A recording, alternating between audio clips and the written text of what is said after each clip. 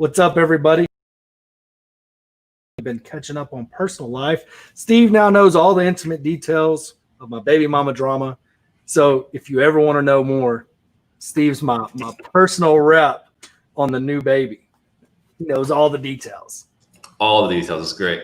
It's going into my memoirs. That's good. That's good. Somebody needs to document it. So What's up, Steve? How's business been? Business has been interesting. It's been totally fine for us as far as revenue goes. We're making the kind of money we need to make, but it's a different way of making it. It's wild. Yeah. Like, it's definitely wild. We overall, us personally, we've been able to do what we've always been able to do. And luckily for us, we don't need a high deal flow volume. And that's good. I feel really fortunate about that. But I know from a lead gen perspective, it's like beating your head on the wall. Bandit signs don't even work right now. I mean, they're working, but they don't work. Like I've got 200 out, and I've got a guy he's already got $1,500 of my money in his bank account. I can't track him down to get him to sign the rest of the contract. His wife needs to sign. It's chaotic. And then I'm looking at the deal and I'm like, it's going to be a decent rental, but I don't know if we'll ever be able to sell it for the next 5 years. It doesn't fit the strategy we would want right now, which would be to buy it, fix it, and resell it. But, if all we can buy are rentals, then we'll buy them and hang on to them until they will sell. Yeah. What about you? So we've been just taking more deals down. The disconnect between what sellers want and what we would have to buy it at, is a large gap. We're able to still buy some deals, but it's just they think the market's here and we need to be here, and the gap was larger, so we just started taking more deals down. And what's your inventory been like MLS inventory? It's crazy low. We're in the 8,000s, and like a normal market is like in the 30,000 range. We were around 14,000 for a while, and we just kept going lower and lower and lower. And then like right when COVID struck, we were at like around 11,000, and then we went from 11,000 back to like 13,000. And then once we reopened, everyone thought it was back to normal, whatever normal means. And then inventory went down again, which is great. But right now, like there's like 8,900 homes for sale. So it was hot for the last couple of years, and it's hotter today than it's ever been the last couple of years. It's a really weird market in that perspective. It's like our flips all hit we had one flip hit the market, which I call it a flip. We owned it for a year. Slow flip. Yeah, we just got around to remodeling it when it wouldn't sell as is. It was on the MLS for $89,000 when we pulled it down. We did a rehab to it, put it out for $150, and it sold during Corona. Like during we put it on the market probably March 11th, 12th, 13th, somewhere in there, and they locked down Texas on March 6th. So it was kind of our meter for what happens, and it went under contract in 3 days. Wasn't a multiple offer. We only had that one offer, so we were definitely more flexible on the repairs we would do. VA loan, so jumped through our hoops and got it done. And that actually just closed here, I think last week or the week before. So it took us to get across the finish line. Another one we have is a FHA loan. Craziness there. We multiple offers. We had 3 different offers fall out in escrow. Some of them had it up to $75,000 down and stuff like that. It's wow. It's like a hexagon house. Just in a good location though. And anyways, so it went under contract a couple different times, but those people with the big down payments wanted like a brand new house. So they kept beating on us for repairs, and we kept telling them, nope, take it as is, because we had backup offers. And finally, when we listed that one at 150, and it kept going under contract at like 160. And so it was over asking. Finally, this FHA loan is set to wrap up, I think, this week. And then our only big Rona lead came from a Bandit sign that we put out last year. And anyways, guy called and said, hey, I saved your number off a sign I saw. And we're like, oh, okay. That's weird. Yeah, it is weird. But anyways, he's like, do you want to buy a house? And so he's like, yeah. He gave us an address and it's on a lake. And we got there and I had this price in my mind of 125, but I didn't know why I had the price of 125. Just I looked at comps in the area, but it's on a lake and it was so hard. It's like there's $1 million homes and there's $400,000 shitty homes, and then there's $260,000 like nice homes just on a shitty part of the lake. So it's like, I don't know, like, this is a crapshoot. So we get there and the house was basically a tear down, but I mean, it was livable. It could be an Airbnb, pure needed work. And so I had this price of 125,000 in my head, and we asked him what he wanted. He's like, I want 135. So we contracted it. Couldn't source the money like we normally could to close at that time because everybody wanted to keep all of our lenders were like, oh, we're going to wait and see. Mm-hmm. Yeah. Which was weird. A lot of people stopped lending. So it was hard to get that money together. We were like, we had our personal cash in. It's like how much of our personal cash we want to put in. We had a couple of lenders like partner, but got it closed. And right after his lease back was up, he had a 45-day lease back. We put it on the market. So we bought it for 135, put it out on the market, didn't know what to expect, and ended up getting a bunch of over asking offers. And one of them's 235. Our highest offer was 250, but it came in after our 235 offer. And all we did was clean it up. So we got our like, we call it our unicorn deal that we get every summer. We get one unicorn. So we got our unicorn. So sweet. Everybody's going to eat now. But other than that, I mean, all the inventory we've been getting, we're having to buy it and take it down as rentals. Doesn't bother us. We just know that, landlords are the only ones right now that are wanting to sell. Everybody else is, kind of sitting fat on the government tit or whatever. Yeah, I mean, it's the government is feeding really well at the moment, so why not? I mean, yeah, it's very nutritious at the moment. Did you apply for any government assistance? We did. Did you get it? We did. So did we. We applied and got it. There's a lot of people that like, I don't need it, this or that, and it actually took me back to the post you made a while ago about, call your banks, get them to, do whatever and work with you. And if you don't, it's because you have too much pride. It is. And I was like, yeah, I think all these guys are like, I don't need it, whatever. I don't need it. Who cares? Well, it's not. Well, we don't know if we need it. They lock us up again. We're all going to need it. For us, it was like, we got to look at all the families that we feed and their payroll. And what do we do with their payroll, right? Mm-hmm. If we lose, we can't evict tenants. If they never let us evict another tenant, like at that moment in time, you couldn't do evictions. What happens when you can no longer do evictions and your forbearance runs out and you still got employees that need jobs? People still need to eat and feed their families. They need to eat and feed their families.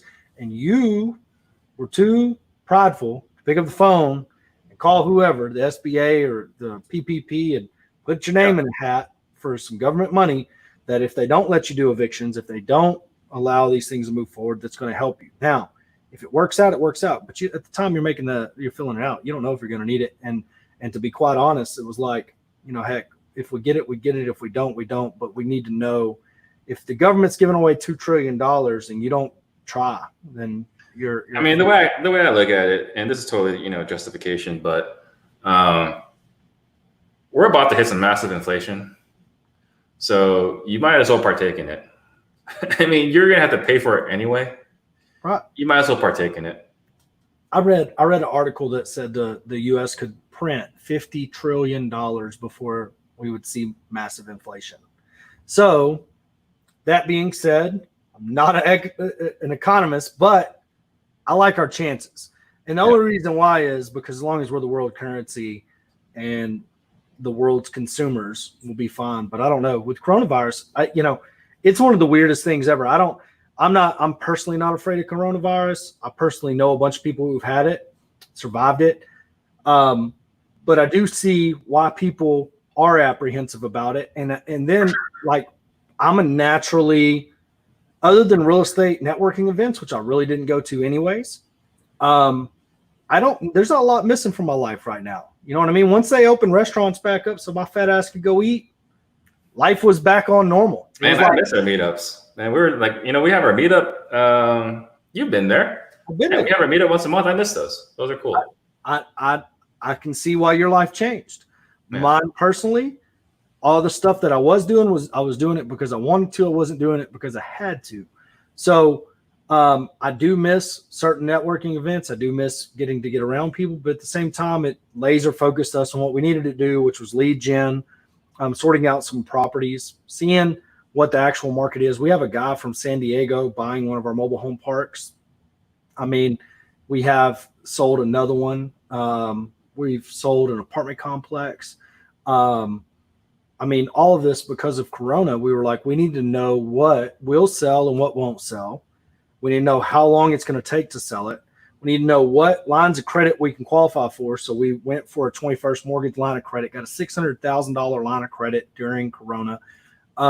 Forced us into uncomfortable situations where it's like, how do we navigate all of these things all at once? But at the same time, when I was out doing masterminds and stuff like that, I wasn't in the day-to-day like, oh, where are we at? Oh, what's this? So getting back into that, I was like, man, this feels a lot better and a lot more controllable and a lot less intense than going on the road, teaching people how to market or whatever, and then getting like beat up on the internet over it, like nonstop. Like, I'm doing this and it didn't work. I did this and I didn't have the results, or this didn't happen. Like, when all that noise left my life and I all had to focus on was our business, I was like, man, this gets a little bit easier. But I will say, I am working something out. And Steve, you were actually the subject of the conversation yesterday before all this. We used you as an example. Okay. I'm partnering up with Ryan Harper. I'm going to start going to Dallas probably once a week and doing podcast interviews in a studio, not doing this. And we're going to bring people in like you do. Awesome. And very cool.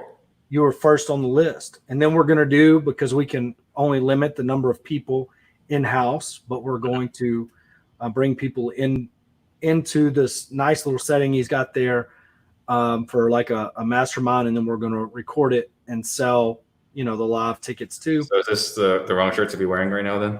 No, Propelio is going to be a sponsor, not even have to pay. I mean, look, Ryan is and Propelio are still on good terms. Okay. The reason why I had hired somebody else to do that for me, never could get the studio. Ryan's invested a lot of money in it. His main source of income was going to be events. We all know that events aren't happening. I obviously check in on people that keep track of me. Ryan had ankle surgery, I believe. So I reached out to him and said, hey, what are you doing to make money? How can I help you during this time? And this is something that I need. And he had already put together a package. I mean, Ryan is good at building social media channels. He's good at building out stuff like that. I need a place in the Metroplex that if we fly you in to do an interview, that you don't have to come to Grosbeck and sit behind my Emory whiteboard where she drew a nice clown over here. You know what I mean? And, well, I mean, is it going to be the same location? Because I remember it was far, the other studio. No, it's right by Love Field. Okay. It's in a house. Perfect. I love Southwest. So it's right by Love Field, and it's at a house. It's got like a backyard setting with a fire pit. The masterminds will be really cool. This is all assuming that we don't, pass each other Corona around once we're in studio together. I don't know. Yeah, hopefully. Wear masks. But it's something we're going to put together. Probably start it in August, and I'll be going up there once a week. It'll be a good deal. We jumped on here because you're going to school me up on assignment fees. I was going to, and it's like, let's figure out what the hell Corey's talking about. Let's see what his ignorant ass is saying, right? And then I watched your live yesterday. I was like, actually, he makes a lot of really good points. So there's not going to be as much schooling as I thought there was going to be. But I want to talk about it because it's a very different perspective. So, how did you even go on this tangent? Okay, so a guy messaged me and wanted my assignment contract, which I don't have one. literally, if I had to assign something to you right now, Steve, this is how it would go. This is how our assignment would go. Steve would say, I'm going to pay you a X number of dollar assignment fee. I wouldn't even be like, what do you want to make? I want to make 10 grand. Well, I'm only going to give you 7. All right, Steve, I like you. So you can have it for 7. Okay. And then that'll be it. We'll draw something up. We'll turn it into the title company. I'm not going to collect any money from you. I'm not going to get a non-refundable. I'm not going to do anything. We're just going to get something to the title company to let them know that you're now the person they need to talk to. And we're going to need 7 grand off the HUD. And there it is, all signed in. People think we're crazy for that. But old school, I believe, you don't even need to go through the HUD. Old school is, I believe, I just give you 7,000 cash. Right. You could do that. And we would give it back if something came up. We've done it before. We gave Ryan Jackson his 5,000 back on a sub 2 because something came up on title. He just wrote us the check. He wrote me the check at Chili's, and I sent him a check back. Yeah. It's not. That's the old school. And if we're going to be really technical about it, I think that's how it should be done. To me, what I don't want to see is there is a new guard in place and that these things are acceptable. And it comes from people saying over and over again, it's like an echo chamber, that this is the way it's done, right? And so it's easy. Whenever you got 40 people that will tell you you're right or wrong, it's easy. But if none of those people are an attorney, I don't know. You know what I mean? Like, yeah. I'm not going to say it's right or wrong. The only thing that I would say about it is, if I'm assigning a contract, if I've marketed myself and I've assigning a contract, there has to be a fee spelled out for that contract. If there's not, that's whatever. Okay. It's like, okay, you can put the sum of this and that, and that can be the assignment, and it can be a gray area, but it's not really going to hide the assignment because it's still going to show up on the HUD. Mm-hmm. And then if it falls apart there, and if your concern is the buyer, finding out and not closing, he can still do that. And then you still got to develop the skill set you're going to need, which is the one to explain, hey, look, I've got multiple offers. This is my fee. If you like it, that's fine. If not, I'm going to go with a different buyer. If you don't have more than one buyer, then you don't actually have a market. So you can't, if your only buyer doesn't want to pay that fee, they get to decide what the fee is. That's just economics. Buyer ultimately determines the price. So is it Chad Doherty? Chad. Yeah. So I'm going to tell you that he's right and you're wrong, but there's a lot of nuance in between. Right. So what he's talking about is you have buyers that have this feeling of, I can't believe you're making 20,000 on me. Exactly. And we've experienced it, as a wholesaler. People are like, I can't believe you're making this much on me. Right. Well, how do you get to decide what you're worth? What is a fair amount? Like if I bought this house for $100 and it's worth 100,000 and I sell it to you for 20,000, are you going to get upset if I made 20,000 on you? You won't. I won't. But that's not even what I'm debating. I know that's not what you're debating. I understand that, but that's the reason why you talk about the new guard and the reason why it's done the way it is. It's because of how many wholesalers have to experience that. But I would say where that goes, it's like, okay, so I have 10 buyers that I know buy. They're going to buy 10 deals a year a piece. That's 100 deals that I can source to them between those 10 buyers. Or maybe it's going to be, let's say they're only going to buy 2 a piece. So I only got 20 deals a year to sell to 10 buyers, 10 actual buyers. Those 10 actual buyers do not care. They shouldn't. If those are your actual buyers, they shouldn't, because you are providing them multiple deals, whatever it is. Okay. They should respect that relationship.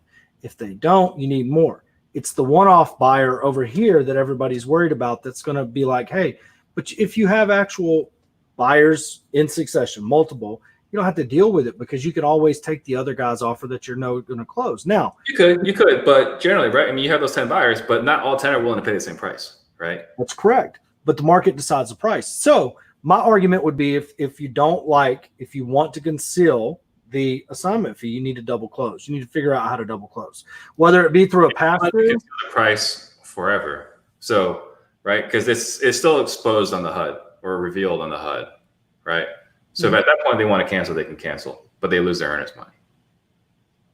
Maybe. We got one right now that we were going to loan on. They gave the earnest money. These guys they're not bitches. They're from out of state and they got a lot of money.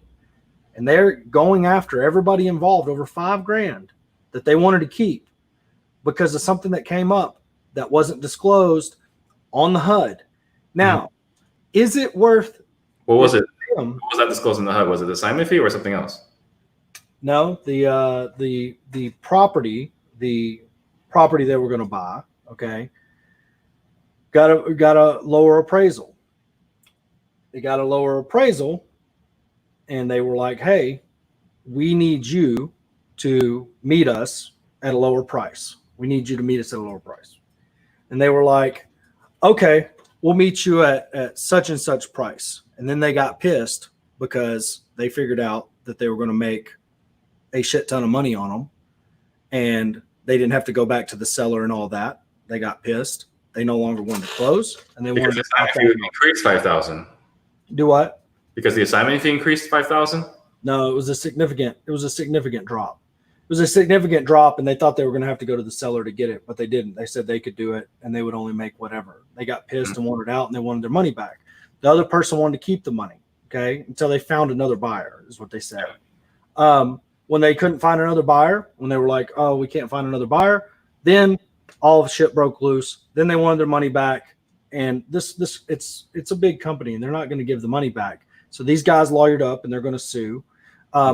These other guys are selling it on a double close. So their contract is not with, you know what I mean? Like, it's not with them, but they just want that $5,000 back. Yeah. When you run into that buyer, it doesn't matter. If you're concerned as that buyer the whole time, you need to figure out how to communicate with that buyer and explain to him why you're making $60,000. If you don't want to explain it to him, you need to double close.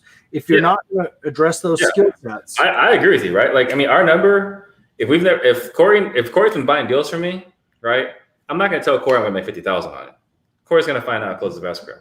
But if Corey and I got a relationship, then we're doing that. But I've never met Corey before. I'm going to make 50,000 on a settlement statement or on a property. I'm double closing. Yes. Right. That's just a bad business decision to try to get a 50K assignment fee to someone you never worked with before. The other thing that's happening now is title companies aren't insuring assignment fees. I don't think they ever were. They were. They were given title insurance for not in Arizona assignment fees. In Arizona, normal, like less than $10,000. So your purchase price is the purchase price on the purchase contract. Yes. Right. So if I tie this up for 100,000, I sell it to Corey for 200,000. Here, the title company insures 100,000, not 200,000. That would still happen here too. That they would only insure the 100 because of the amount. They used to would issue title insurance on like $10,000, $15,000, $20,000 fees. I've had them not insure it on trailer houses where we're buying the trailer house. A guy brought us a trailer house. He contracted a trailer house on land for $5,000. We paid him a $10,000 assignment because the assignment was more than the purchase price. The title company wouldn't even close it. They were like, "We're not going to close it." and so, somewhat understandable. So going back to your point, assigning versus brokering, right? So your challenge is, or not your challenge, your argument is that if I tie this up for 100,000 and I sell it to Corey for 200,000, I don't disclose the purchase price or my fee. I'm selling a property for basically 200,000. But if I tell Corey, I'm selling you this house for 100,000, I'm selling you the right to purchase this contract for 100,000 for 100,000, then in that case, you're saying I am assigning it properly. That is the argument that you're making. My argument is, what does it say on the assignment? And nobody would ever post a copy of their assignment. The reason why they wouldn't post a copy of their assignment. I'll post a copy of my assignment. I know you will, but they wouldn't. No. They never would because they feel like it's proprietary information. They feel like they can sell that assignment to somebody. They paid somebody to make it up, so they don't want to sell it. You know what the cost of my assignment contract is? What? Your email address. So there you go. So I was like posting because the language on the assignment, I seen one come through the other day, and it was the first one I ever seen with the redacted sales price on the contract. I could beat that contract all up. It was a Trek 1-4, which is for a 1-4 residential on a commercial property. Like, we're talking, it's a garbage little contract with the sales price white out. The assignment, and we'll use it like that, was a purchase contract. It just wasn't a Trek purchase contract. It was a purchase contract for a property. Okay. So when you give that, Really? yes, because it was the property. The wholesaler to the end buyer was a purchase contract, not a. It was a purchase contract because of how it was worded. Because it said property at such and such for $170 whatever $1,000, right? Mm-hmm. Blah blah blah blah blah. Net proceeds of sale, yada yada yada. The way it was written, and this person just got it. They just went to some place, got this. It said assignment. It said some things, but it wasn't correct. Right now, the real estate police are not out there. They don't exist. Nobody is going to bust this guy yet. Mouth. It's going to happen. It is going to happen, but in this particular transaction, this is what everybody keeps arguing. That's not going to happen, and it's not. But here's the problem: if I go out and I commit a crime, whatever that crime is, there's a statute of limitations, right? And it's not. Why would you want to pile up a bunch of dead bodies with a paper trail? The day that you find out you're doing it wrong, you now have all these extra ones that you got to address. So my only statement in all this, and the whole post, was to promote transactional funding. Hey, don't get caught. All it was? It's all it was. Like, here's some transactional funding. Don't do whatever this is. This is. Don't do it. Stepped into something. Yes, don't do it. And then everybody got mad at me.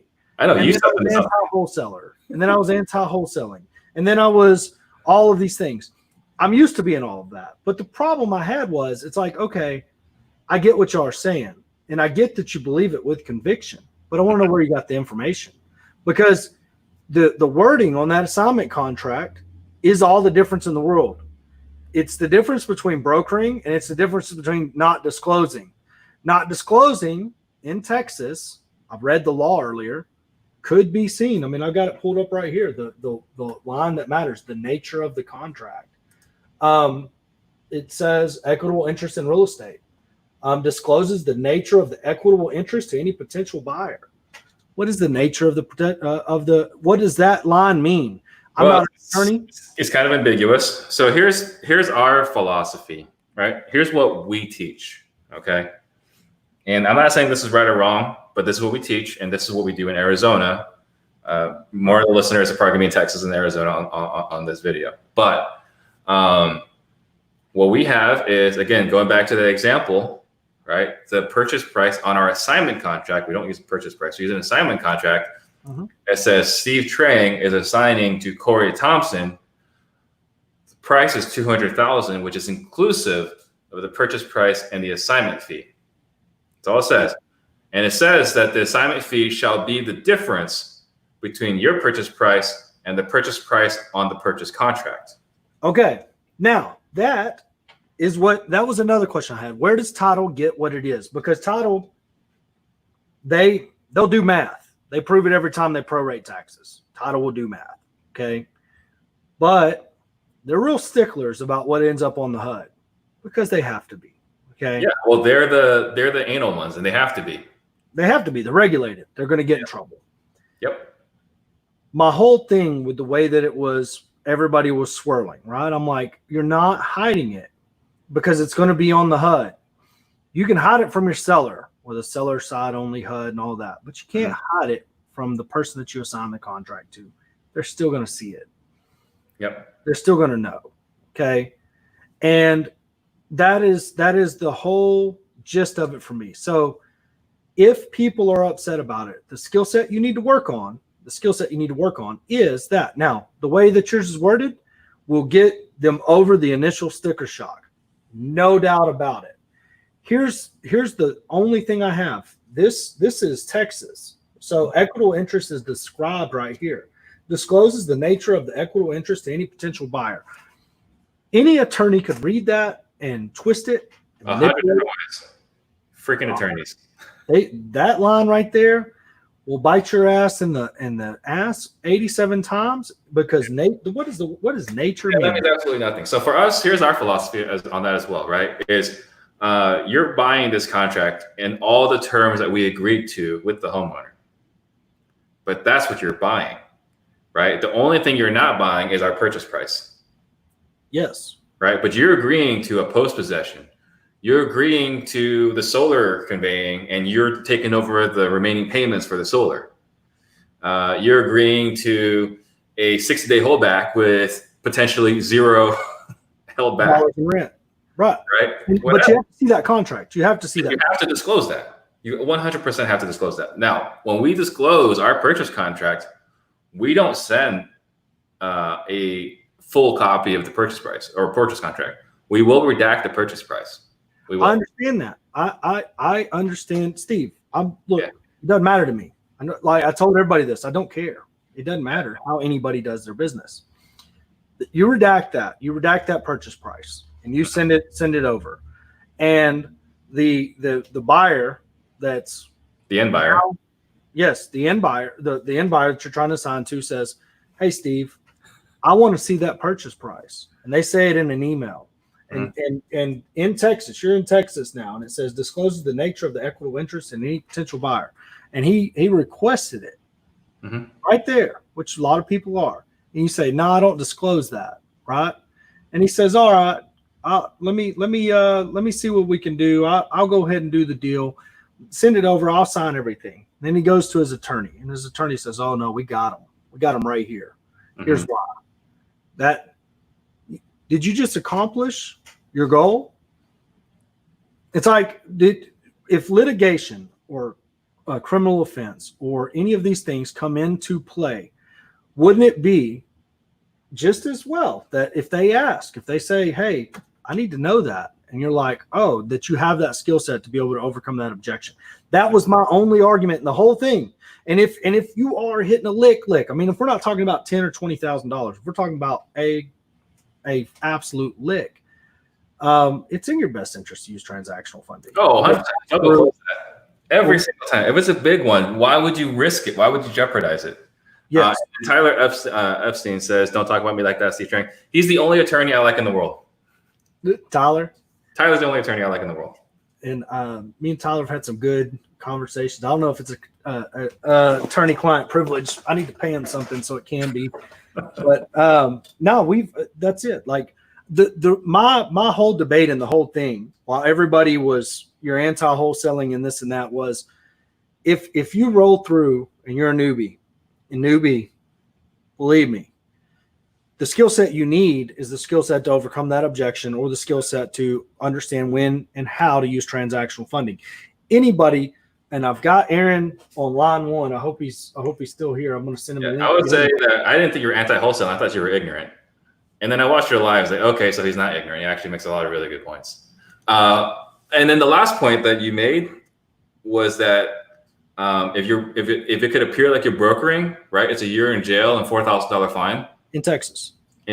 Well, it's bad in Arizona too. And that's the reason why I think everyone should get licensed, just in case. I've got an objection to that too. Here's and I'm not saying anti-license, but if you are going to get licensed, you better work for an investor that's a broker. Here's why. We've ran into this. The broker in Texas, I don't know about this, and this might not even be right, but the broker holds, like if I'm the seller of a property, the broker holds that contract with the seller, right?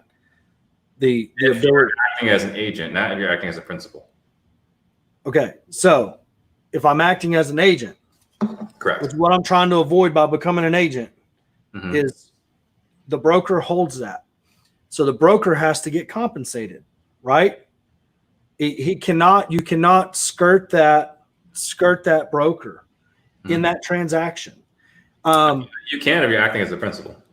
If you're acting as a principal, yes, you don't have any problems if you're acting as a principal, because if you're acting as a principal, you don't need to be licensed. You don't have to be licensed, but you can be licensed, right? But but in the event you need, you find yourself in a bind and you're wanting to say, oh man, now I'm not brokering real estate without a license, okay? Because I am an agent, I became an agent, but then they're like, oh no, where did your broker sign off on this at? Where did they get paid? Where did they get their fee? Did they have this contract? Now you're back in the same conundrum. Yes, but this conundrum doesn't land you in jail. I don't know. I mean, it's still Trek will come in and do whatever. But so in Arizona, at least, right? Like you screw up. Like let's pretend you and I lived in Arizona, okay? You're like, Steve, I got my buddy. He wants to buy this house, right? He's $1 million buyer. I'll refer it to you, right? Corey's unlicensed. I'm licensed. I will refer this to you, Steve. But I want something under the table. It's like, Corey, I can't do that. It's like, come on, just we'll go to Buffalo Wild Wings. You're gonna slide me an envelope, okay? And let's pretend I agree to that. And somehow someone got with the camera, they figured out that Steve paid Corey for the transaction. What happens? I pay a $500 fine for violating the code of ethics, and I lose my license. I'm not allowed to do real estate anymore. Corey pays a 6-figure fine and goes to prison. Practicing unlicensed activity or practicing licensed activity as an unlicensed agent. So actually being licensed reduces your culpability, if you can imagine that. I understand that. That's not, we're talking about two different things. When people think that becoming an agent is the only step to that process. And then if they get caught brokering without a license, oh no, I got a license. But did your broker know about this transaction? Did they get paid? And was it on the HUD? In every other step. Now, what are the penalties for that? No idea. How do I know it exists? How do I know it exists? Because we were trying to get an agent, you know what I mean? We're to do exactly what you said, you know what I mean? And they're like, no, I got to get paid on the HUD. We're like, no, we'll just pay you. Like, we'll just write your check right now. Like, it's not worth it. He's like, bro, my broker's got to get paid. This person's got to get paid, all that. Oh, okay, whatever. That was when we were brand new. You know what I mean? We didn't realize that. So people get, and there's so much noise in the space, that they get twisted and turned around. And when they see the soft spot that they like, that's where they go because it's easy and correct. They don't actually learn the skill set to say, oh, well, how do I get over this? What do I do in case of this? What do I do in case of that? Good mentors are almost watered down now at this point because so many bad habits have been passed on. Like I've only been in the business for 5 years. So I pick up bad habits from my mentors. Then I'm going to pass them on to anybody else that touched it. Did a lot of that with subject 2, right? Subject 2 never asked about installment sale, right? It's like, how do you pay the tax on a sub 2? Oh man, just installment method, blah, blah, blah, blah, blah, blah, blah. Completely false. Matter of fact, it's like giving tax advice or legal advice or some shit. And I was on the internet. It's very much. It's not kind of. It is giving tax advice. All 2017, I gave a lot of bad tax advice, okay? All over the internet. I look back at it in shame. Here's why. Here's the dumb part about that. Here's how stupid that was, Steve. You know where I got that information from? I read it from my mentors. I read what they wrote. Do you know what we were actually doing? We were paying it. Like if we bought it for 70, we sold it for 100, we were paying taxes on the 30. I never went and asked Jacob, hey, how do we pay taxes on the sub 2s? You know what I mean? I never asked him. The CPA caught it right off the bat and said, you can't do it that way. You got to do it this way. I never knew the difference. So when I read everybody else was using the installment method that was in my circle of people, I assumed that was the only method. I didn't even know what the fuck it meant. I just started talking about it because I read so much about it. I felt confident talking about it. Yeah. So when I'm warning the new guys, hey, you just made a bold statement. You just went into a group with 50 states represented and gave it's legal advice. Hey, you'll see, like I'll qualify every once in a while. What I'm saying is valid in Arizona. There's so much that I got to go back and clean up that if I had to do it all over again, I would do it. But you don't know what you don't know. And so when I'm talking to those people and I'm like, hey guys, I get it. I get it. I know why you do it.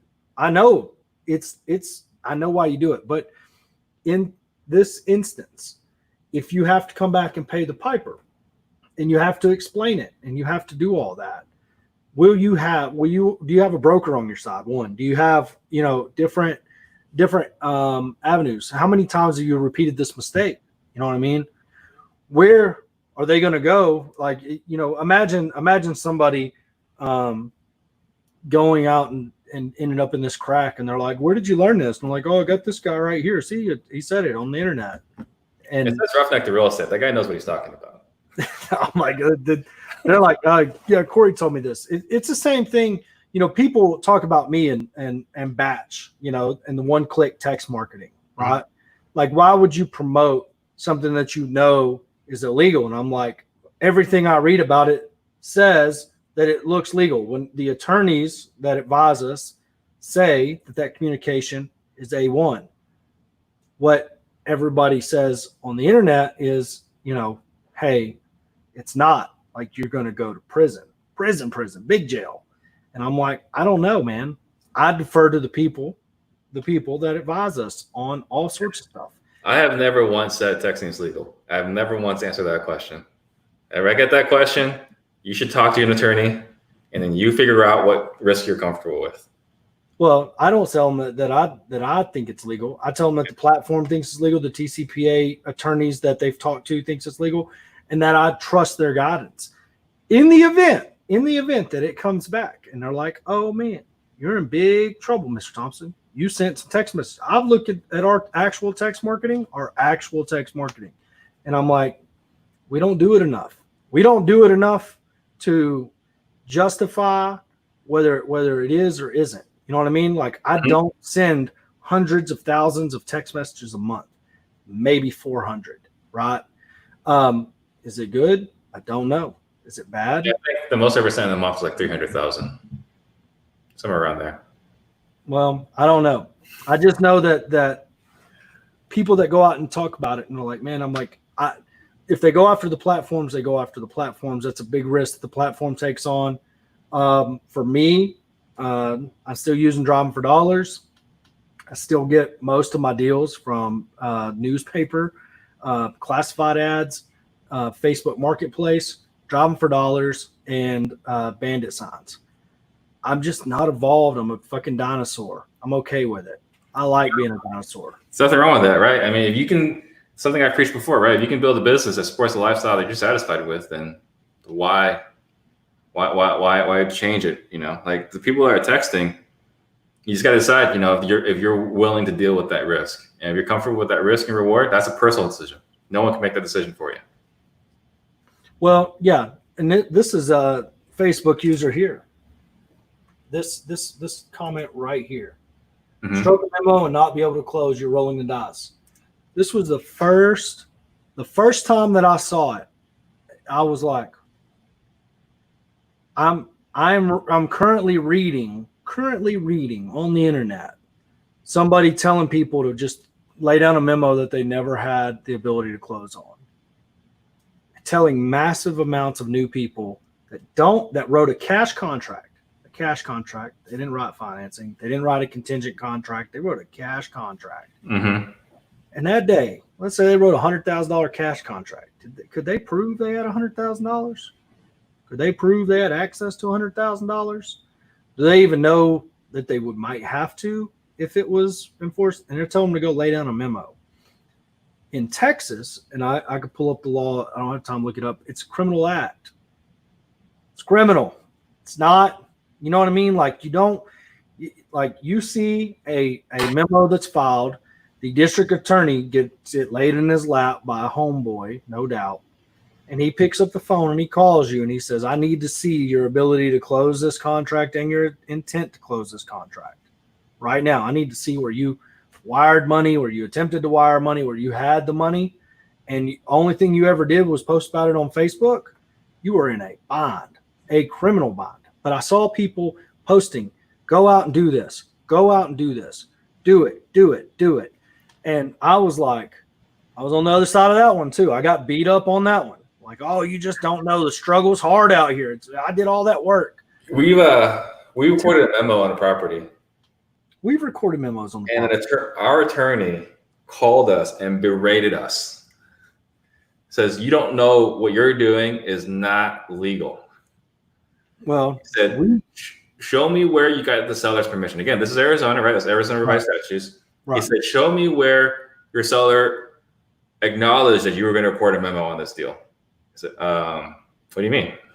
No, you just record memos. If they don't close, if they refuse to close, you just record a memo. He's like, no. And so the first time you do it, if you don't know, it's $1,000 fine. If you do know, it's a $5,000 fine. Wow. So if you do it willingly, it's $5,000 for every property you've recorded a memo on that did not have seller's permission. Well, we recorded a memo and got paid on it. The situation was pretty funny. I mean, I ain't going to say pretty funny, but pretty funny. We were teaching people on our team how to contract property. So they go out and they negotiate a deal on a $6,000 house. Okay. Buying it for $6,000. Ends up with some tax liens. Seller wasn't going to walk with but like $1,000. So they were pissed. While we had that option, reached out, found an owner finance buyer. So we got an owner finance buyer that's going to buy the property for, I don't know, $2,000 or $3,000 down.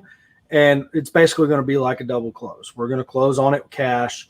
Then our owner finance buyer is going to close. Our money was already at the title company. Like we'd already had all the money there. Could show that we intended to close and everything else. Funny part is our end buyer,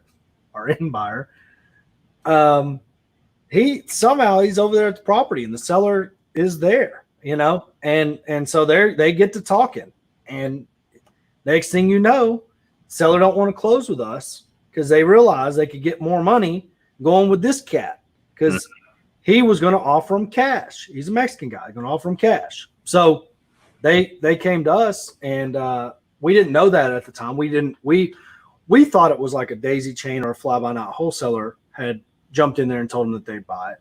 So we were being a stickler on our memo. After the memo, after we released our memo, I think it was for $1,000 or $1,500, whatever it was, they closed with their new buyer, and that was it. Of course, at that moment in time, we're going to wait for it to show up on the filing. We're going to check it until it changes hands to see who the hell's out here fucking us. You know what I mean? Mm-hmm. And it ended up being our end buyer. Owner financed it too, and we're like, what?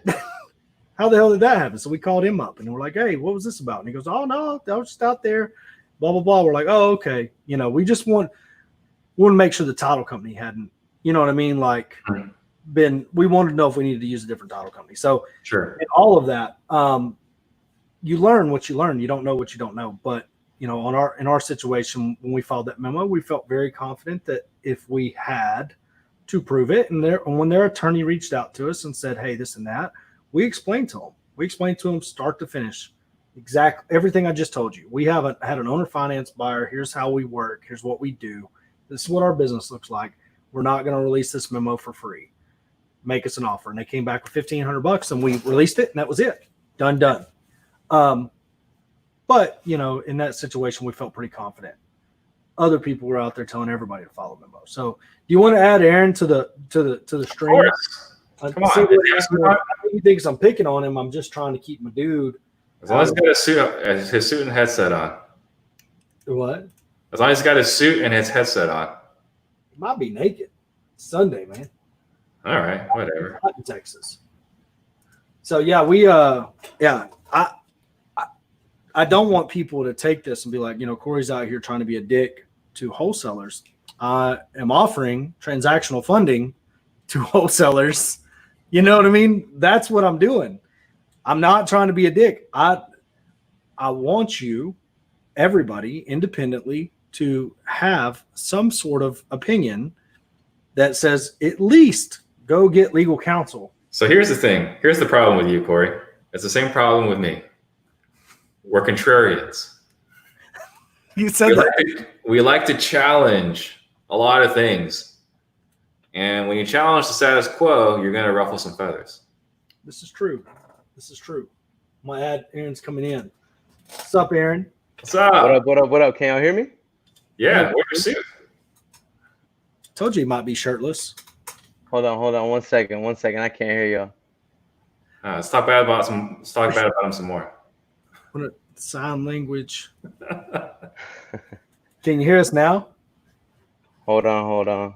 He's got to turn his volume As on. many lives as he does. It's the headphones, man. They're not Bluetooth. Hold on 1 second. Can y'all hear me? Can y'all hear me?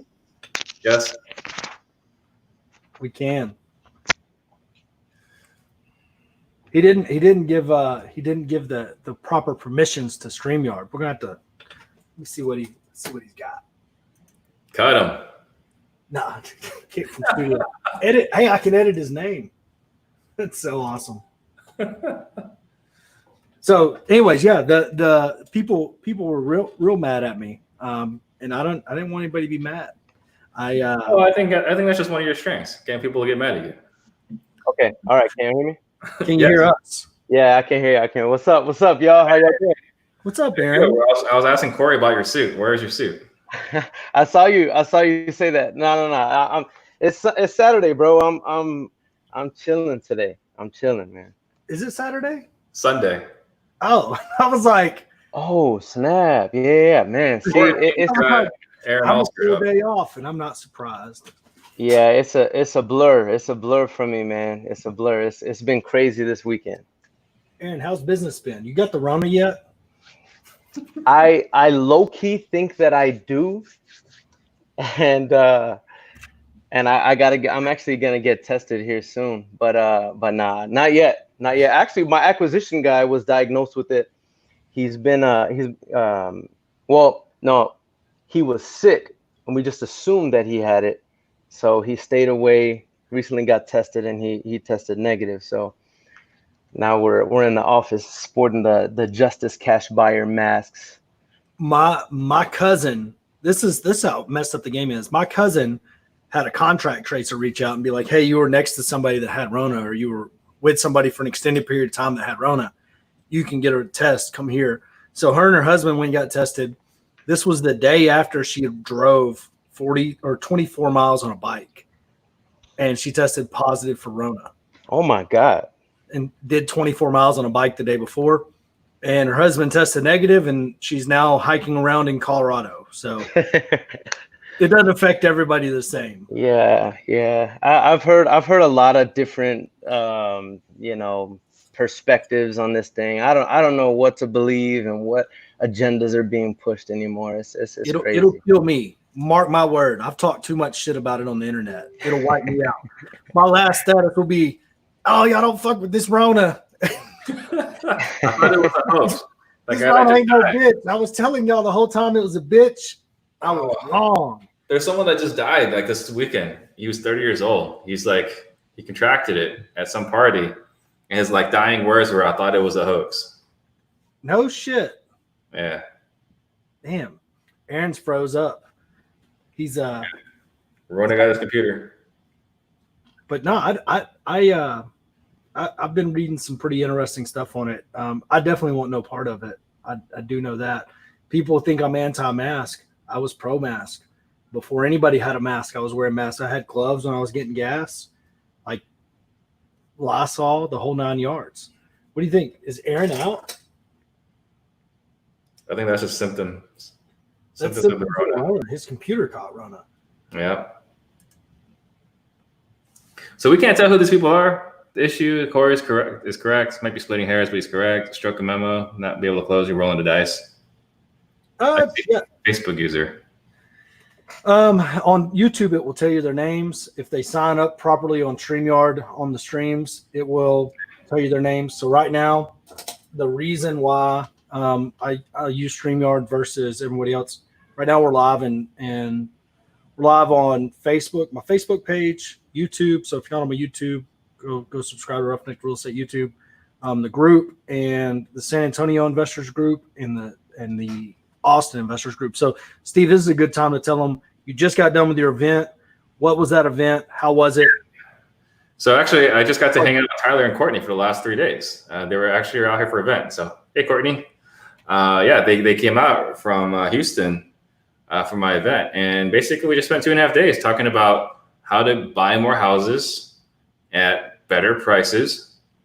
And then all the systems we use to do all the transactions we do. And we're not the biggest, we never said we're the biggest, but we did $500,000 last year. And so if you can live with that, then we can show you how.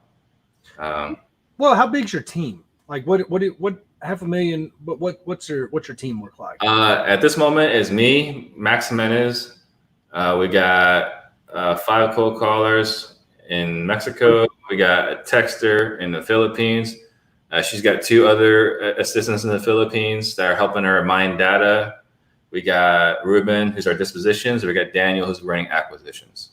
So stateside, you don't have but 3 people? Stateside, we got me, Max, Ruben, and Daniel. Okay. We had Kristen, but she quit.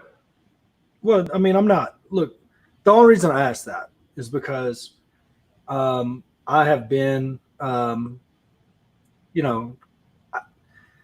keep, Witherspoon is my only teammate. Everybody else comes and goes. Witherspoon, he's always around. So I always look at scaling, and I look at it from a different way. We do have great employees.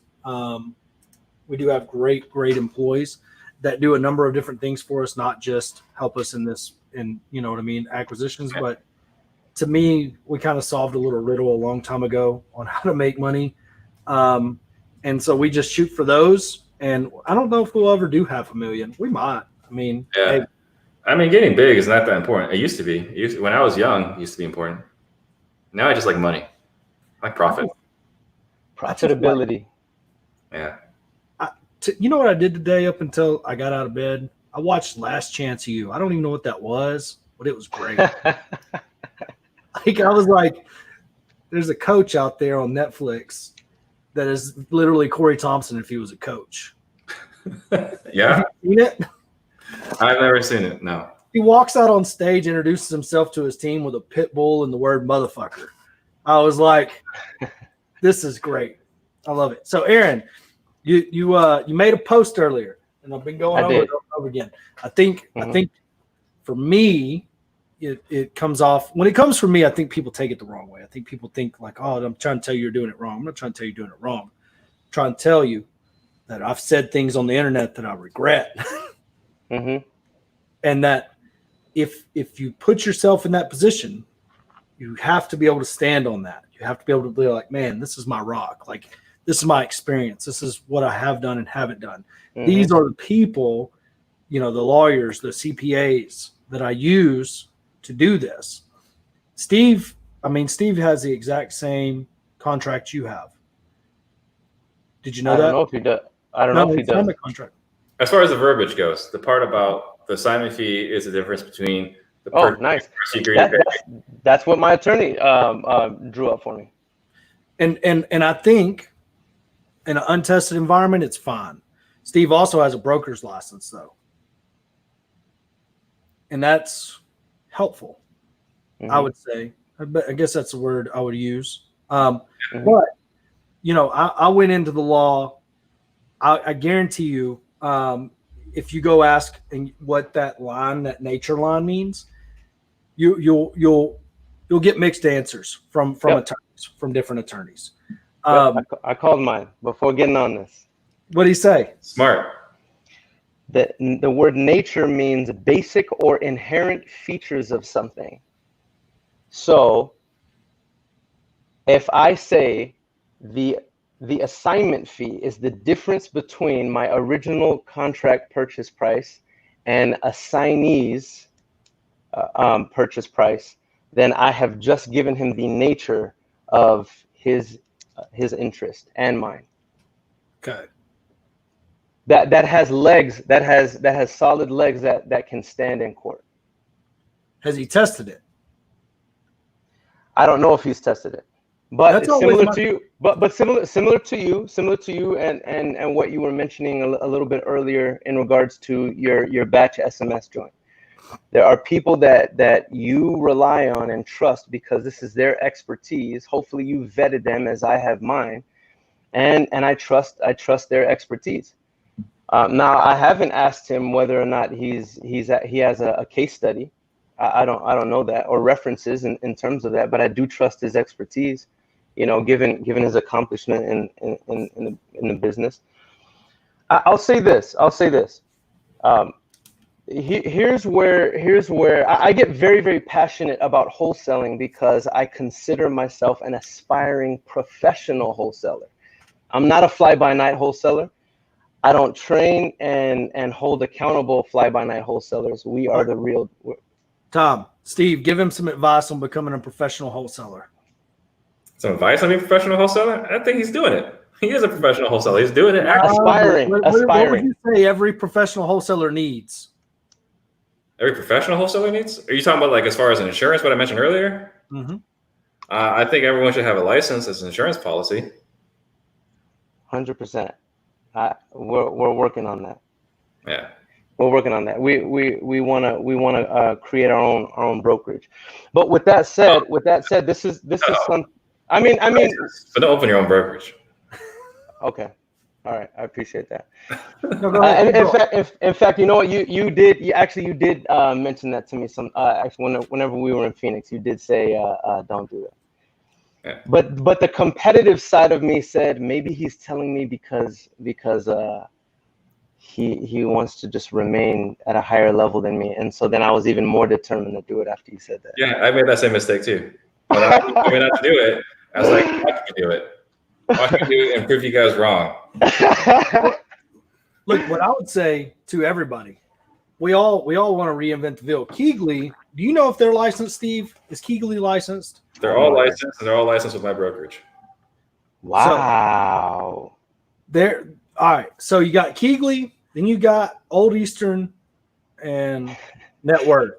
I can tell you the Brent Daniels is licensed with me. The Batch guys are licensed with me. All the big players are licensed with me. Well, and then the Old Eastern and Net Worth. They require licensing.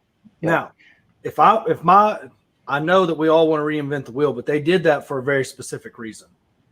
They did that for a very specific reason. And I promise you, it didn't have shit to do with getting listings.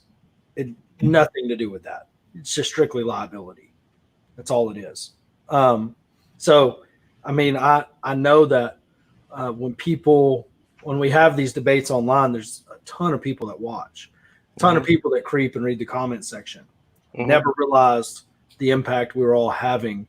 And when they see a disagreement about something or where it's going or whatever, they need to know the places to go get the research. To me, I read the Texas code whenever it changed. That was the very first time I ever read it. They changed the wording of the law, and it had that line about the nature of it. I think that was a change. I never read it before, so I didn't know. But I remember whenever I read that first part, I was like, "Oh man, I'm so under the jail." I'm like, this is it. We're over. Like we're done. I do all that shit. But once we got down to that, it was like, well, we don't wholesale strictly. We will, but if we do, it's just one other deal. So, Aaron, what you been up to? Tell us a funny story. Well, I promised my superhumans that I would share our perspective. So, do you mind if I share our perspective before the funny story? Or you want the funny story first? No, share this perspective. So this is why I even butted in, because it was your post and I didn't mean any disrespect whenever I came on the post. I hope I always try to make sure I'm cordial and I keep high standards whenever I communicate, but at the same time passionate and very convicted, right? So this is why I said something. A lot of the superhumans follow you and really look up to you, Corey. And I respect that. I respect you as somebody who's done incredible things. We aspire in business to be like you and to do the things that you're doing. So, however, with that said, there are a lot of statements and perspectives online that are inherently gray areas or opinions Valid opinions, yes, but they're opinions and perspectives, and without hearing the whole context and conversation, I see what that does to rookie entrepreneurs, new entrepreneurs. So a new entrepreneur is going to go through that Roughneck to Real Estate message thread on that post thread, and they're going to say, well, shoot, I don't know what to do. So I want to clarify a couple of things. I put in my group, this is word for word what I said. I said, for those wondering, 9 deals out of 10, you are not required to disclose your assignment fee to your end buyer when completing a transaction. Okay, so I didn't say you should not disclose. I did not discourage people from disclosing. You are not required. Now, here's why this is an issue.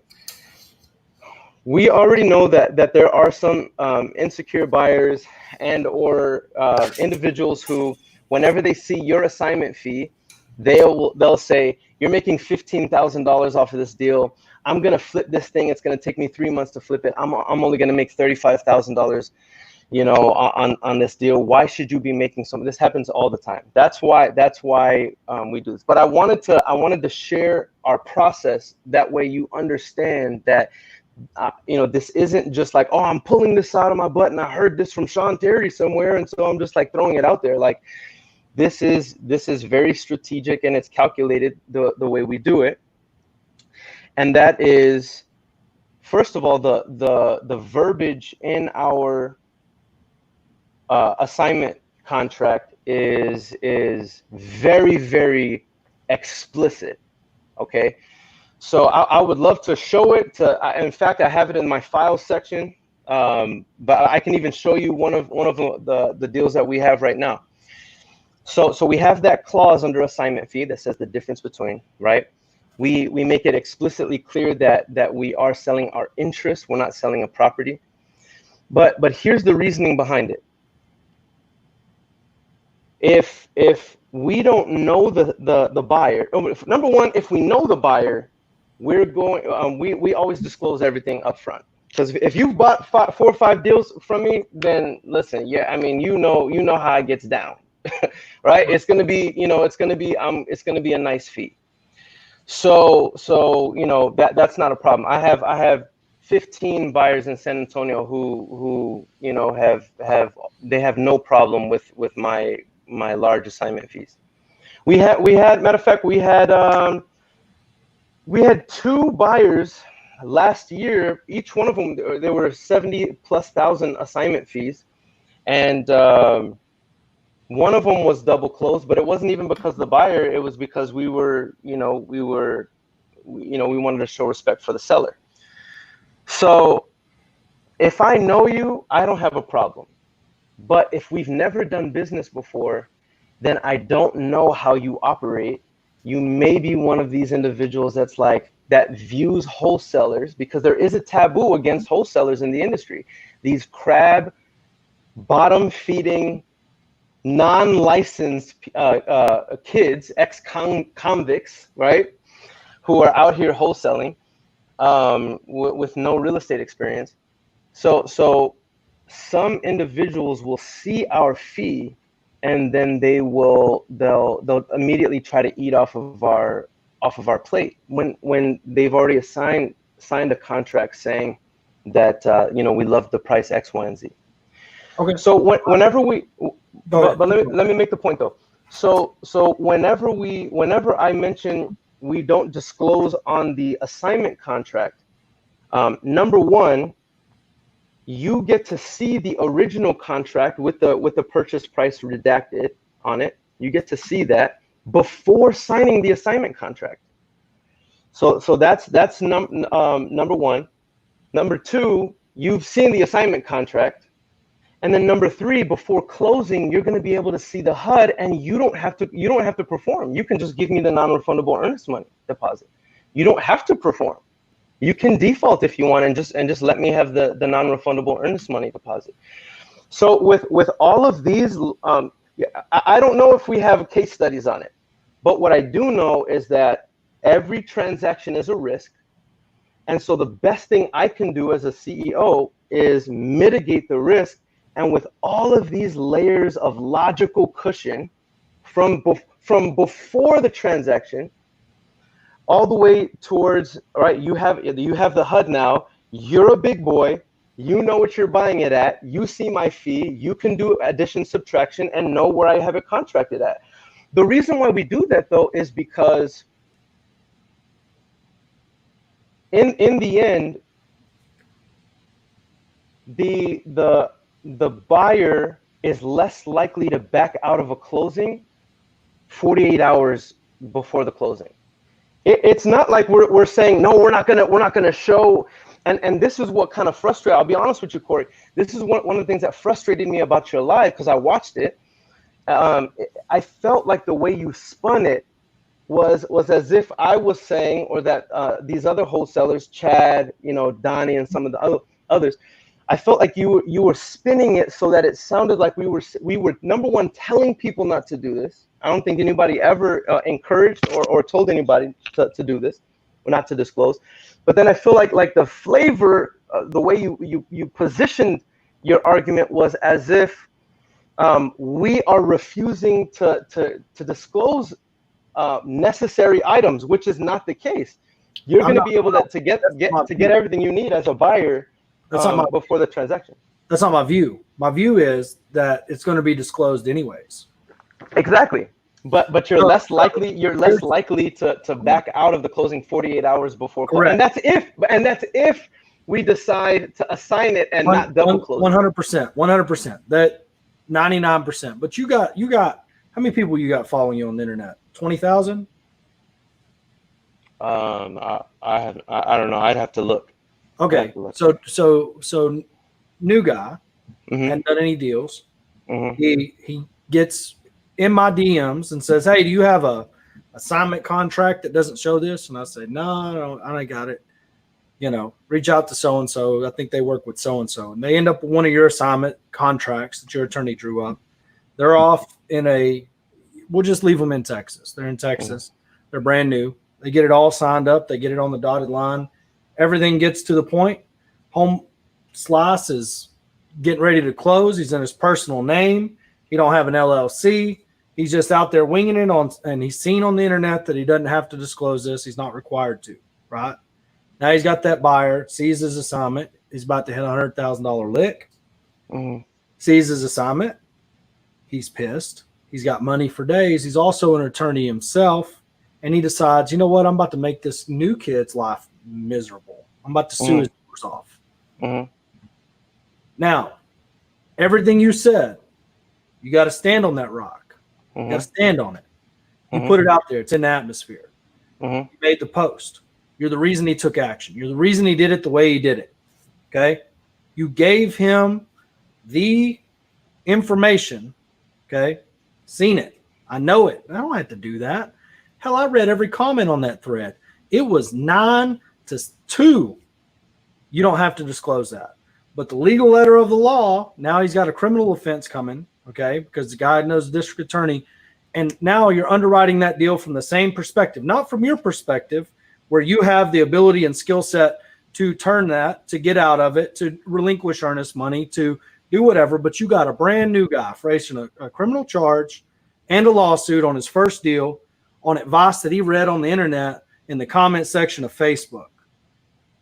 100%. But even that statement, though, is framing it as if I'm encouraging people. I didn't say you encouraged it. I didn't say you encouraged it. He did it. So he was one of the 9 out of 10.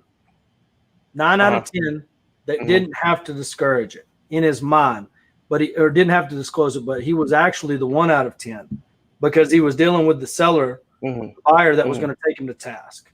Now, the law is the guiding light, right? So 100%. If you go ask one attorney, you'll get one answer. If you ask 10 attorneys, how many answers are you going to get? 10. What if 7 out of 10 say You need to disclose that. You're going to change your business practice, or are you going to go with the 3? I mean, that's logical, right? You got to mitigate risk. You know, if the seven say one thing, then if you don't have it would only be wise to reconsider. If you don't have access to that and you only have the comment section on Facebook, what are you going to go with? I'm only asking this because I told Steve I'm responsible for I don't know how many different people using the installment method. We didn't even use the installment method. I didn't even ask the guy. Now Jacob sits one wall away, but I didn't even ask. I just read it in my circle and started repeating it.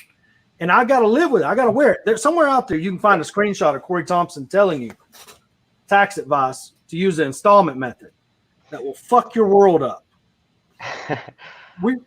And I don't, Aaron, I love you. I love the energy you have. I love what you're saying. I love the skill set you have. How come I didn't hear these words? You didn't say those sorts of things to me at all. I love you too, Steve. I just when I see that, and I know that you're standing on your convictions. I know that you got it from a lawyer. I know that you didn't do it. But the one thing you haven't done is you haven't been challenged in court yet. I've been sued over not disclosing. Okay, been sued. Cost $15,000. We didn't even have the information in front of us. It was never sent to us. The person, we bought a house sight unseen, sold it sight unseen. Guy gets there and it has a demolition notice on the door. We didn't know. We're like, ha. It's going to cost us $40,000 to defend that lawsuit because our insurance didn't cover it. Right now, how many times have I told people up until that time, oh, you'll be fine. You'll be fine. Well, then I wasn't fine. And I had to pay $15,000. The notice was sent to the previous owner. We never had a notice. We didn't know. We never saw it. We bought it sight unseen, sold it sight unseen. Mm-hmm. And it cost us $15,000. The reason why I'm telling anybody, and it does, and I told Steve this, it takes the sticker shock off of it. And you're right. When it gets down to it, it will close. I'm not denying that in anybody's business that has the skill set, money and everything else. But for the new person, the brand new person that's venturing into this business, a straightforward assignment, no matter what the amount is, no matter if it's 5,000, 10,000, 20,000, they're better off developing the skill set to explain that assignment fee and negotiate that assignment fee to its proper value than they are to try to do it with, a contract that's all encompassing that they don't necessarily understand. I haven't read the Trek contract front to back. I still don't know what Tidewaters are. But it doesn't matter. You know what I mean? It's like I understand the parts I need to understand the parts I fill out. So they don't understand that. They don't understand what they're getting themselves into. A straightforward assignment and disclosing it and being able to get over that hump matters. If they have a large assignment fee that they don't want anybody to know about, they better understand how to double close.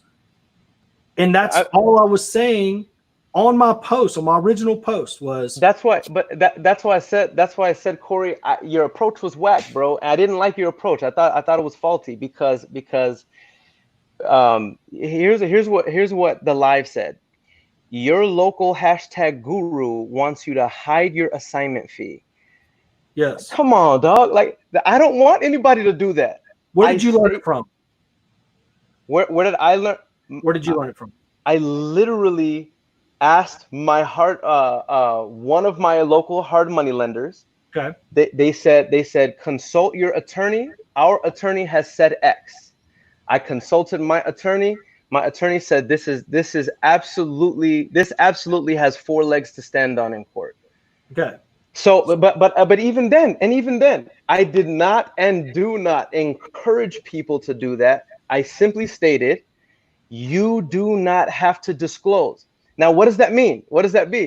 Well, if you have $100,000 assignment fee, and prior to closing, buyer says, I want to see your original contract. Boom, you send him the original contract, purchase price redacted, and he says, how much do you have it for?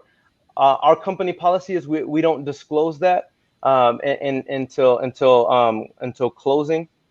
So if you're uncomfortable with that, does it matter? Because I thought it was a good deal. I'm just a little bit confused here. And he says, yes, it does. Then guess what? And this is what I put. If he doesn't like it, guess what? That's capitalism. Go move to a different country, unsatisfied buyer, and then we move on to the next. So that's what that means. No, I get it, but I'm not with. Look, we're talking about apples and oranges because. Well, I want to add here. I am that local guru that would encourage you to hide it. Yes. Well, I don't. Would you encourage it to hide it? I would encourage you not to share it. Why would you share it? It's unnecessary information. I want to piggyback off of that. I want to piggyback off of that. So Corey, and this is where I take a little bit more. My thing is, I do this on a day-to-day basis, right? We run volume in my company of wholesale deals. So your advice, as experienced as you are, as much as I look up to you, you don't do this. So in the end, there was so many red flags to the approach here. Here's Aaron. If it came out tomorrow, somebody was. And I mean this in all love, by the way. I'm not coming for you, bro. I'm just throwing it out there. I'm just telling you. If it came out tomorrow and they started prosecuting wholesalers, and they go in and they look at your assignment and they say that this does not meet the merit of nature. It's right here in the law. You're in violation. $4,000 fine, up to a year in jail, Class A misdemeanor. Okay, same as the DWI. Just so we're on the level of the crime. And you look at it across the board, and you're like, man, how many people did it this way? Because they're cracking down now. The law said this. I didn't go reach out to 10 attorneys. I only reached out to one. Told me what I wanted to hear, and I'm going with it, right? But you told 20,000 people over and over again. Now you got to stand on it, right? The risk to me is this far in front of your nose, because at the end of the day, he's going to know what the assignment is anyways. He can back out. If he wants his earnest money back at that point and he decides to sue you for it, the property will be tied up. Okay. And these are all ifs, but it's so easy to avoid altogether for either a transactional funding fee. I don't know if pass-throughs are legal. I have no idea if pass-throughs are legal, but there's title companies that do them, right? So if the title company wants to take on the risk of doing a pass-through, then you can do it that way. Do what? You use the buyer's funds to close on your okay. Be like funding. Yes. Yeah, we use that. So there's so many skill sets that go into that you don't have to. Now, I said, if you're doing it in your business, do it in your business. If you're going to go out and tell everybody to do it, and here's why, and this is why I believe it. Here's the legal statute. Here's where it is. Here's my attorney's email. Here's my attorney's information and deal. If you want to consult him. That is all. Now that he gets to wear that, you know what I mean? But the attorneys that, basically what you're suggesting to Aaron is do what like Bash and Lee Sherpa has done. Have an attorney write it up, and put his information out there. This is not Aaron's opinion. This is Aaron's attorney's opinion. That's what you're encouraging. Boom. You don't have to wear it. No longer, this is my attorney drew this up. Here's my attorney's information. Here's what he says about it. Yeah, it's a legal opinion document. Because he speaks the language better than all of us. Teach us all together.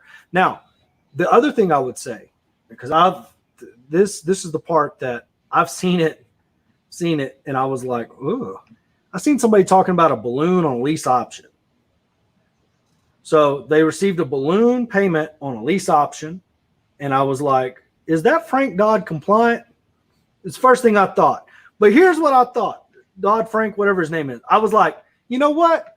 What state is that? That ain't Corey Thompson's state. Corey Thompson don't give a fuck. They can talk about that shit all they want. I don't know anything about it, so I'm not going to talk about it because I don't know, right? I don't want to learn about it. I don't want to learn it today because it's in a different state. When people ask me and they're from a different state, I'm like, I don't know. I don't know. Why? Because I don't know. When you make a bold statement like that, and it's bold, There's 50 states in that group. Maybe even 51 coming up if DC gets its shit together. Might have 51 states in there. Now you're speaking with a broad brush. And that could, and it's not. It's just what happens. Here's another thing you don't know. Do you have a homeowner's policy? On your homeowner's insurance policy? Or do you rent? On your personal residence? Oh, no. So we're wait, what do you like on properties that I'm purchasing? Do you own your house? On your own personal property, Aaron. Do you own a personal property or do you rent? Locked up. I think he froze up again. But here's what I'm going to say for anybody who's creating content. Make sure in your homeowner's policy or renter's policy that you have insurance that covers this. I didn't. That's why I had attorney's fees, right? If I'd had an insurance policy, if I'd have requested it, you can cover what you say on the internet, your free speech, for whenever people do come try to sue you for giving out whatever bullshit. I need to check my homeowner policy, see if they got that. I got an umbrella policy though, so yeah, I think that protects everything. It does, because you don't want to end up there. So I think I agree with everything you said legally. Right. And I believe that you're coming from a good place. The only thing I disagree on, and the only thing, is that part where we should always disclose. Because for us in Arizona, this is something I believe. The only time you should be looking at your neighbor's bowl is to make sure he has enough to eat. What I'm making on this deal doesn't matter. It's none of your business, because the only thing you're agreeing to is the terms, right? And the purchase price is not a term that matters to you because you already agreed to a different purchase price. Correct. But with all that being said, do you love where you're coming from? And you did give me something to think about, because initially I was like, let's see what Corey is saying. And it's like, all right, I'm going to do a live with Corey. Let me see what he actually said. Actually listen to his words. Like, you made a lot of really good points, things I haven't thought about. So I think that's good. Well, I don't know. I was just trying to sell some transactional funding. I should have had the ticker tape running the whole time. So I'm wanting Aaron to get back. Aaron will be back. His Wi-Fi, he's having Wi-Fi issues. I want Aaron to finish his thoughts, and I want, I think people, and it's me, you know what I mean? Like, I'm always out. I don't know. Keep doing what you're doing. I actually got to get going. Got to take care of the kids. Steve, Sunday afternoon with the family. Appreciate it. I'm going to be home with a little boy. I don't know who this is. Comment your name and I'll send you a message, whoever this is. We'll just do a marathon. Keep doing what you're doing, man. I don't think there's anything wrong. I think you're a pain in the ass, and society needs that. I tried it. Society needs more contrarians out there, more people causing trouble. True. Well, who's Don? I don't know. Donovan Ruffin? It's got to be Donovan Ruffin. We'll send Donovan a link right now. So, appreciate it, Steve. You can go. I'm going to send Donnie Ruffin a message, and we'll see. Aaron will be back here shortly. His Wi-Fi is terrible. There you go. It's Donnie. Oh, man. I'll have to watch that in the living room with the kids. Oh, Lord. Not politically right. It's going to be a kid show. Oh, it's man. It's a kid show. It's a family-friendly show. So, Donnie, be careful what you say. I'm going to head out. I'll talk to you guys later. Later.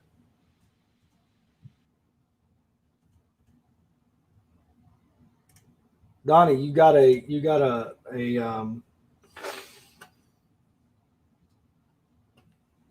message in your DMs, Donnie. Beaching it. So now it'll be Donnie and Aaron and me when Aaron gets his internet going.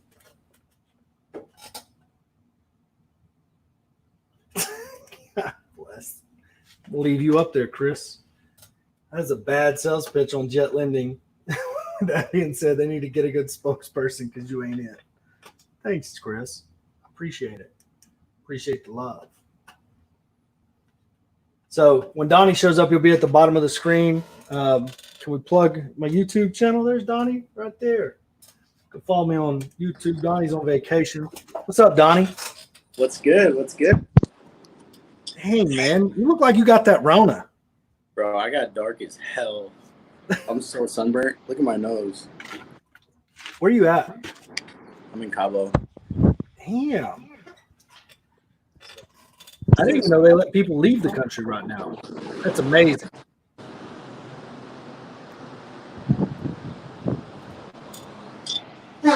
Yeah, I read an article that they're letting people come to Cabo, so we booked a ticket, and here we are. Damn, man, that's awesome. That's awesome. What's up, Donnie? How much, man? People think I'm shitting on wholesalers. Why y'all think I'm shitting on wholesalers? Nah, it's just some people are funny, bro. It exposes like the asshole buyers. It's funny. I do think that people are upset about wholesalers making fees are pretty funny, because me and you, I mean, early on, whenever I was paying you assignment fees, I remember one time we paid you $15,000, and I was so happy to get that deal. Yeah, so happy. You don't buy much in Dallas anymore. You like the super country hood shacks. I love super country hood shacks. Nobody else can buy them, so they're all mine. You were like chasing deals in the city with me. That was fun times. Yeah, and y'all sold us a sub 2 up there that we still got, and they're still paying, and I love it too. Oh, really? Neil Thompson, that trailer. Yep. Neil Thompson was that was Neil's deal. That was Neil's deal. So, how's vacation? It's fun, man. We got a nice little mastermind. Some other investors from around the country are here. Who else there? We got like Terry Thayer, Austin Rutherford. Who else is here? Oh snap! We got D in the building.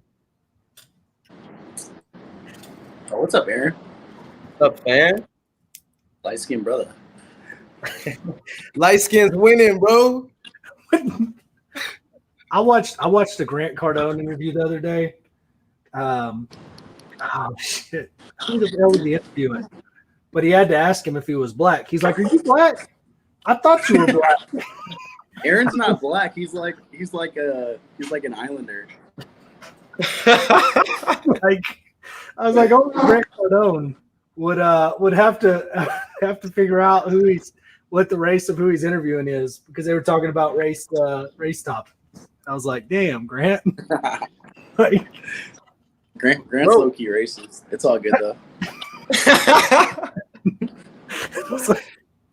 He is. Anytime Grant has somebody else that works for him that isn't white, I'd be surprised. But he's probably got like one or two. But anytime you gotta brag about the amount of black people who are working for you, I kind of question. No, but no, but Corey, you were asking. We gotta talk about this disclosing fee topic. So if you have to disclose your fee, you're gonna use jet lending, and you just double close and problem solved. Boom. That's literally what it is. No, go ahead, Aaron. Aaron was in the middle of a thought when his Wi-Fi shit on him, and then Donnie's No. It was actually you. It was you. You were asking me if you were asking me a question, and I didn't hear it. Oh, I think I was just telling you to about your homeowner's insurance. So homeowners versus renters insurance, that is the policy that will cover you if somebody comes after you for something that you said online. Mm-hmm. Really? I know this because somebody came after me online. So talk to your insurance provider, make sure they got it, and that'll be. Wow. I did not know that. So no, can't. So if you get bullied online, you could sue them with your homeowner's insurance policy. No, you cannot be the plaintiff on a lawsuit, but if you are the defendant of a lawsuit, your homeowner's policy will pick it up. See, I rent, so I don't have a homeowner's policy, but I have a renter's policy that covers it. So that will step in and mitigate some of those legal costs. But I always thought it would motivate people to sue you, but really and truly, legal fees are astronomical. Yo, you won that lawsuit with what's his name, right? Yes, $89,000 in legal fees. I did not expect that to happen, but it's not over. It's still going through whatever processes the legal process is. Wow. It'll be a few. That's great. It could be a few years, but it don't matter. We make it through the next 30 days, next 40 days, and see what happens, and go from there. But I promise you, lawsuits are fucking expensive. So Yo, so what, you got a little boy now? I do have a little boy. Congrats, bro. You're always like the most transparent person on the internet. But that was shocking for everybody. I didn't want to listen to everybody's bad advice about not getting people pregnant. Like it's like, yeah, all right, I get it. So it's much easier to come out and be like, hey, look at a little baby. Nobody hates on a baby. He wasn't hiding his kid from the world. He was hiding the world from his kid, bro. Yeah. You drizzied him, bro. Like he's such a tit bag too. Like he just wants a titty in his mouth 24/7. He ain't eating. He's like, I just want this tit in my mouth. Like I'm gonna cry if there ain't a titty in my mouth. What about a pacifier? That's not a titty. So all my son, as it turns out, that's the paternity test.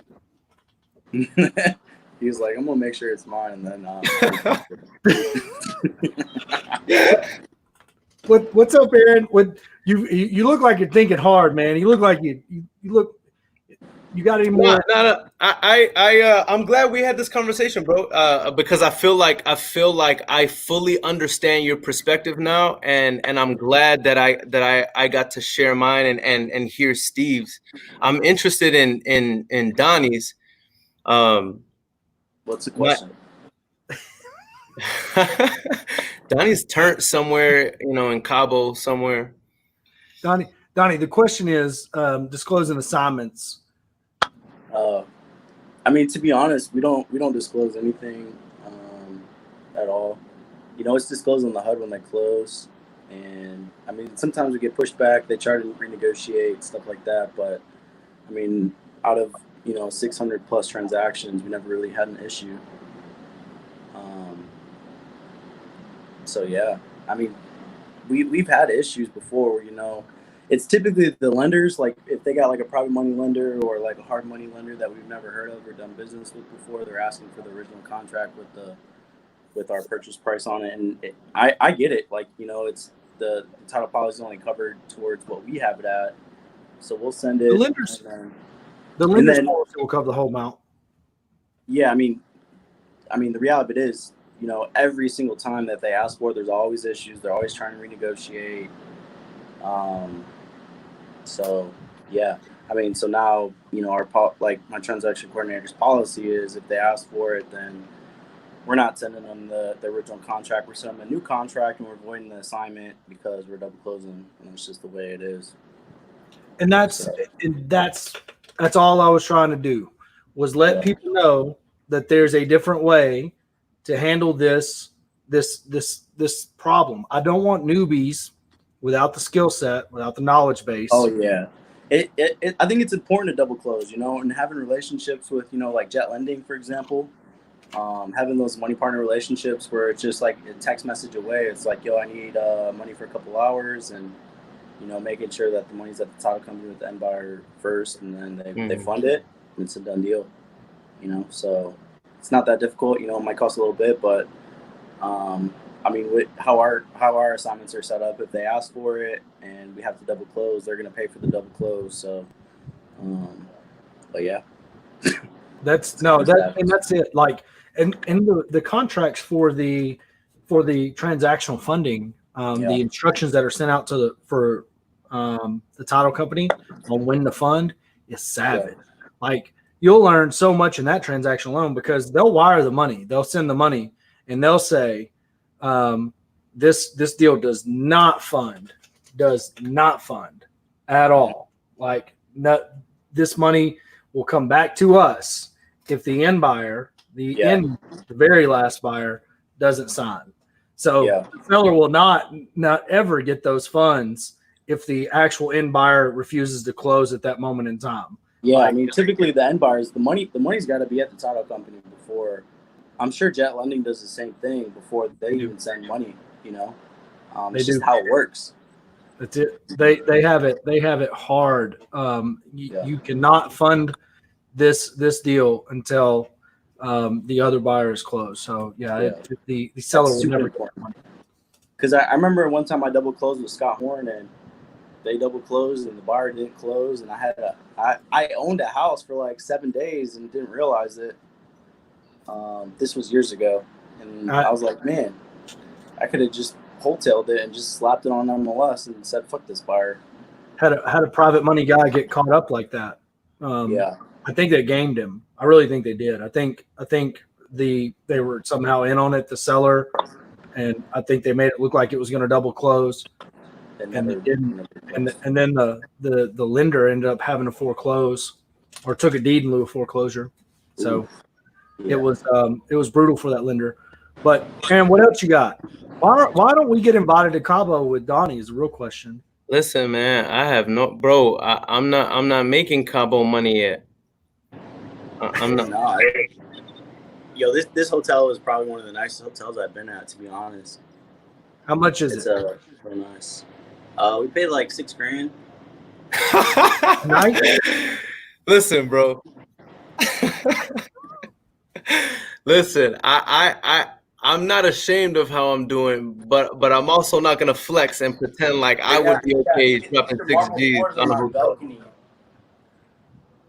Yeah. The construction on this hotel is like so nice. That balcony's not fat girl approved. Like they got, I don't know how to switch the camera over. It don't. But yeah, I don't know if you guys can see, but we can see. There's some nice. Spectacular. Are you really in Cabo, or where you at, bro? Yeah, it's like, yeah, I'm in Cabo. It's a 20% occupancy, so it's pretty empty. You know, it's like an all-inclusive. You know, unlimited drinks, unlimited food. For my $6,000. girl's happy. You know, they got slippers. Damn, that's worth awesome, it, man. You know, we just got a massage, a 2-hour massage at the spa. Unlimited massages. We're gonna get on the yacht tomorrow, or actually on Tuesday we're gonna get on the yacht. We're gonna ride some horses tomorrow. So, you know, I don't trust those Cabo horses. Yeah, they're Mexican horses for sure. Well, guys, I got to go home. Aaron, Donnie, make a point. Tell the good people what they need to do.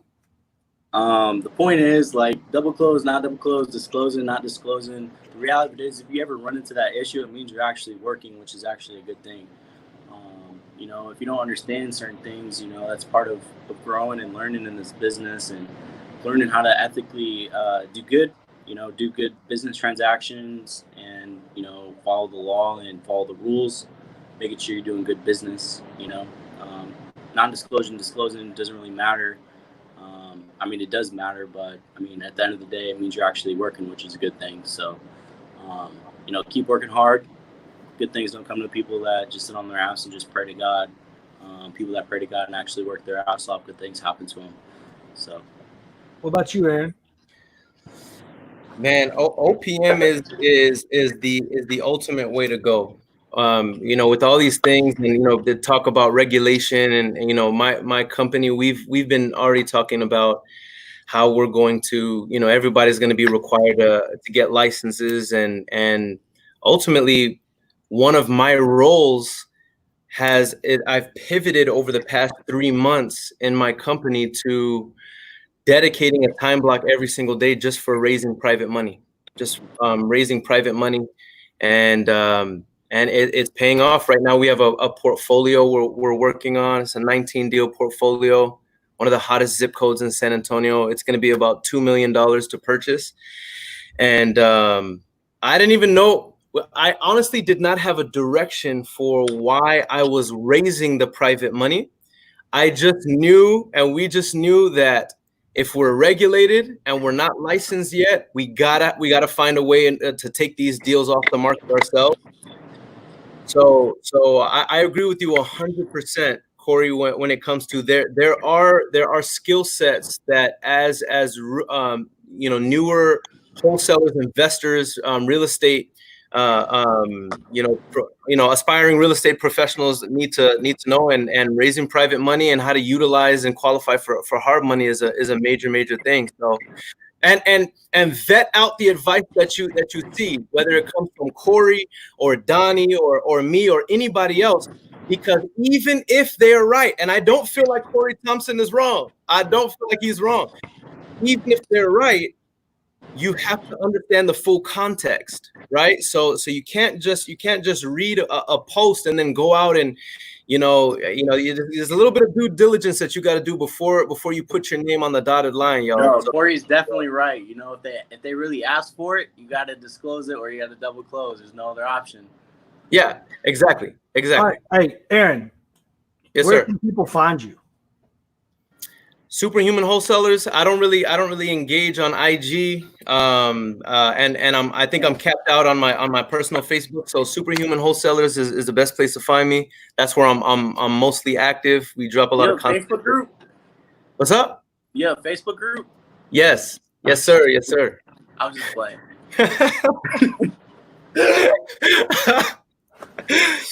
You funny, bro. Donnie, you'll think this is funny. I got kicked off of TikTok. What? Why? Gosh, you nasty. Show too much ass on TikTok. Yeah. I can see that happening, bro. Bro, your Snapchat They past messaged me couple back. years was savage. They confirmed that I'm permanently banned. So how does that even happen, bro? Apparently, you're like a teenage girl to wear a thong, but you're a 35-year-old man in a thong. The fuck out of here, guy. One fucking thong post. I was like, this is it. Super viral for all the wrong reasons. For all the wrong reasons. Well, listen, hey, Corey, thanks for having me on, man. I appreciate it. I respect the fact that you allowed me on the platform, bro. I appreciate you. No problem.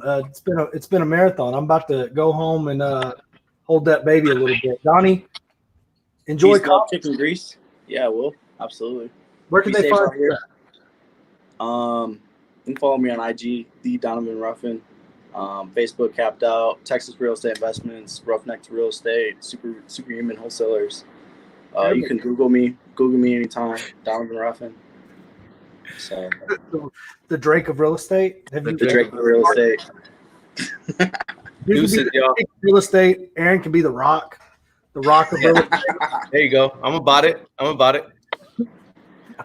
y'all. All right, y'all. Latest, man.